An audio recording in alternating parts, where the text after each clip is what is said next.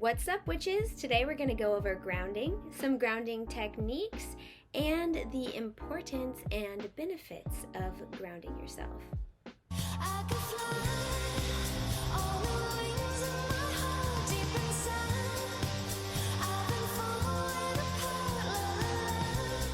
The best way I can describe grounding feeling for me is that, if you've ever laid with a partner and you're cuddling and you feel like your breaths have synchronized together, or you're cuddling so much you feel as one and you just feel completely safe in that moment and totally loved, that's the way that I feel after I ground myself and during my grounding process. Signs that you need to be grounded would be, constant worrying, getting upset about smaller things, or if you're just going through a really hard time in your life and you need to center yourself and kind of escape from the worldly problems around you. It really helps me personally see the bigger picture and realize that my problems really aren't that big in comparison to the entire universe. Scientifically, touching your feet on the ground can reduce stress, reduce inflammation. It also improves your mood, improves your sleep schedule, and it really helps your body heal itself. So if you're in chronic pain, grounding yourself is also a great option, along with whatever your doctor suggests or healthcare professional, but grounding is a great addition to that if you suffer from chronic pain. Grounding is an exchange of energy. So when your feet, which are power points, or even your hand, just any type of contact with the earth, when that happens, that exchange of energy flows through you and the earth as well. So it helps you release any negative energy and thoughts or feelings that you're trying to dispel. And it's a very good way of banishing that energy because it's just recycling it back into the earth. The earth accepts energy and can recycle it into new forms and into a positive energy. So when I decide to ground, I go barefoot in my yard and I just visualize myself connecting with the earth, and I do mindful breathing. I breathe in upward motion and just let the earth energy enter my body and clear my chakras. And then I breathe in a downward motion and release any thoughts and feelings that no longer serve my purpose.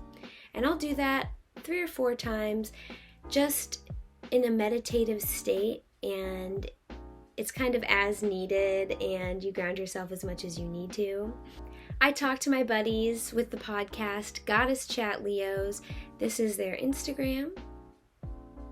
And you can visit their podcast. They go over different goddesses and deities in each episode, and it's really informative. So I would definitely check out their podcast.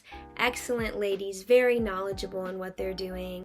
So when I asked them how they ground, what they said was, when you're barefoot on the ground, imagine roots coming from your feet and visualize yourself as a giant oak tree just growing and really connecting with the earth that way. And I absolutely love that idea. Thank you, ladies. And they also mentioned, when you're grounding, because it's all about being in the present, pay attention to the sounds of nature, the wind. Really unplug, don't have your phone with you, listen to the birds outside, really be observant of the stillness of nature around you, and that'll calm you down as well.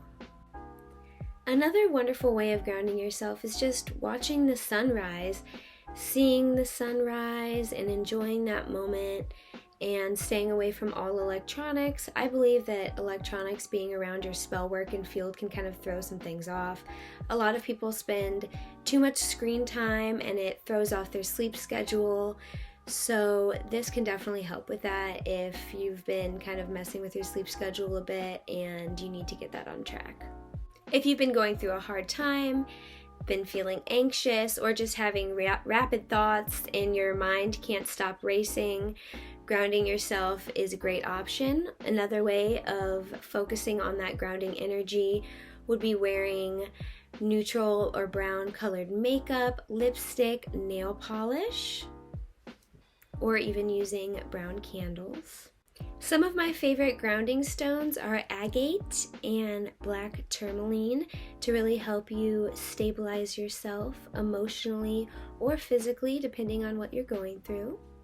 If you'd like to incorporate some incense while you're grounding yourself, nag champa and sandalwood are my favorite when you're doing that. Alright, witches, well that about sums up our time today. Comment below your favorite grounding techniques if I haven't already covered them. I'd love to hear how you ground yourself, because there is no right or wrong way to practice witchcraft. Thank you so much for watching. Thank you for letting me into your home. And if you haven't already, like, comment, and subscribe to this video if you like the way that I do things around the craft. Love and light.